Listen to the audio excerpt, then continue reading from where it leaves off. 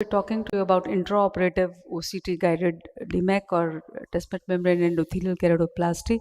There are no financial or proprietary interests, and this does have a role to play because it is a non-invasive diagnostic technique that renders an in vivo cross-sectional view of the optical tissue. The one that we have is the microscope integrated OCT, in which you can actually see real-time images and allows a dynamic visualization of both the planar and the cross-sectional views of surgical field, which is available to through the surgeon through the same eyepiece. Now, as far as the donor dissection is concerned, there is nothing much to it, and this is the technique that we are doing, following essentially Dr. Samar Basak's technique of DMEK because we've been taught by him. And except for the fact that in case you are using a pseudophakic eye, and if there is an incision which is there, there might be some scarring, and that can be picked up on the intraopposite microscope. Otherwise, apart from that, I have not found it to be very useful as far as the donor dissection is concerned, because the trypan blue staining of the donor cornea itself helps a lot. This is just to show how we make that area where the stamp has to be put after trepanating this stromal tissue, and make a S mark over there so that you can see it later on. And then the whole corneoscleral graft is flipped, and the Descemet's membrane is then taken and is put into the Petri dish. This is a case, in fact, of Fuchs dystrophy with cataract, where cataract surgery has been done. So intraopposite would help you when you're doing Descemet's membrane scoring. Here it can be easily seen because the cornea is quite clear. But there may be situations where the cornea is hazy, and in those situations, if there are any tags which are remaining, they are visualized very well. Now, once you inject the graft, your biceps curl has to be upward like this. But notice here, this has not been stamped, there's no S-shaped, and this is upside down. So you can just inject a bolus of fluid and get it is the biceps curl upwards, and now you know that there is a gap there. Just put air bubble and the graft gets attached to the back of the cornea. This is to show in the post-operative period the same case where DMEK triple was done in a case of Fuchs dystrophy with cataract. Now, in hazy media we've published, it plays a very important role because their S stamp you may not be able to see. And notice in this case, there are adhesions which are present, which again cannot be visualized, but you can visualize them here and make out whether these adhesions have been removed or not when you're doing desmetorexis. And the graft is now put inside.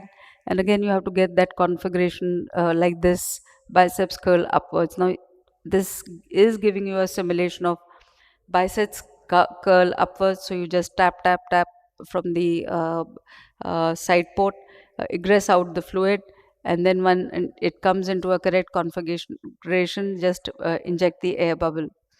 This is in the post-operative period, the same case. Now, in hazy cornea, there may be a problem. This was a very hazy cornea in which you're trying to do a DMEK, and DMEK scroll orientation under the IOCT, like I've told you earlier, this is the correct configuration which is there. So again, if this is hazy, you can see a very faint S which is there, which confirms that this is the correct orientation in fact.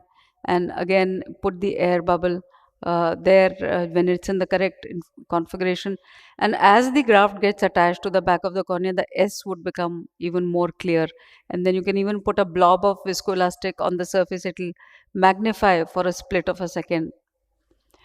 There may be folds in the Descemet's membrane when you are putting the air bubble, like in this case. So the Descemet's membrane roll has been put there, and notice that there is a fold which is present onto one side.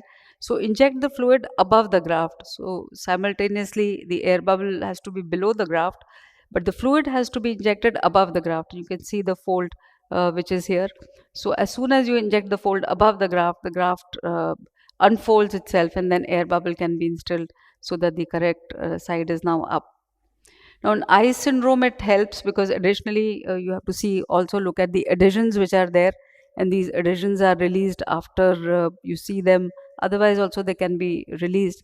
but it just helps you to see it better when you're releasing it. Then desmetorexis is done in this case. And again, there may be some remnants which may be still attached to the iris, which can be visualized here. Otherwise, the steps essentially remain the same. Get the graft inside and then put an air bubble so that the graft gets attached to the back of the cornea. Now, this is just to show DMEK and eye syndrome in the post-operative period. This is a case of DMEK for failed DSEK post-penetrating keratoplasty, and in this, the adhesions are present with the DSEK graft here, which are again visualized very well on the intraop OCT microscope also.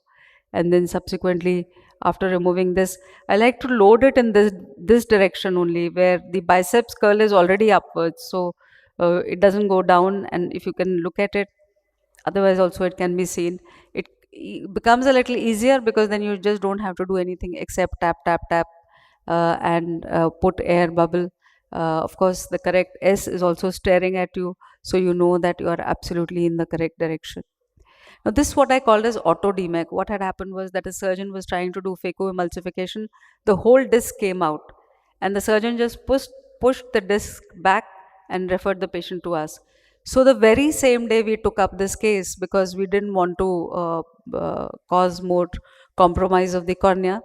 And then now, because this is not stamped, you can't make out which side is up and which side is down. So what was done is that this was, of course, referred as a desmet membrane detachment case. And what we did was that we again just looked at the iOCT picture to know which side is up. And when we had that simulation of the biceps curl upwards, we injected the air because that thing is looking to be curled upwards. So after injecting the air to the back of the cornea, and I called it auto DMEK because this is the patient's own Desmet's membrane which has come out and it has been pushed back by the surgeon and referred to our center for taking care of the DMD. Now, this is just the last bit to show what the DMEK problems can be. Sometimes the scroll is rushing somewhere and you are rushing after the scroll and it kind of doesn't oblige you. So, important thing is just to know that if you are far away from it, that swirl will be created and you keep pushing it in front. So, it is important that you are not far away from it so that those whirls of pools are not generated to push it up. And one has to engage the DMEK scroll parallel to the tip of the injector so that and go close to it so that you can actually get it into your syringe. So this is some people use an air bubble also to lock it so that it doesn't come out, and then later on the air bubble can be removed subsequently. Now this is to show another case where you don't have to do anything. It's a older graft, so it is just waiting to fall out like an umbrella, and you don't have to do much. It just unfolds and unfurls itself. At times, this one should never do. Look at the way the injection is being done. Uh, it is not perfect because it is kind of oblique and the fluid is going first and the graft is coming out. So this is inadequate docking into the wound which is causing problems. So if you have an inadequate dock, there will be a space, it will come out. But if the dock is adequate, then it is not going to come out. So if the dock is adequate, you have to sort of make a tunnel which kind of goes in, through which the graft goes out, and put that cannula immediately as soon as you do this. And this is again the partial evacuation of the graft that can be seen. Immediate temptation is to just push it back in as has been done because you don't want it to come out and then redo the whole thing. And this has happened after the graft was already in position.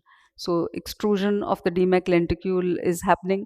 And again, it is important to know where you are pushing your fluid. So if your fluid goes beyond that area, then it's going to be a problem. So this, I think I've already shown you. If you don't have an intraop OCT microscope, then you can also do with the slit beam. And with the slit beam, notice again, you can see the biceps curl upwards. And once that is there, then you know that you are in the correct direction.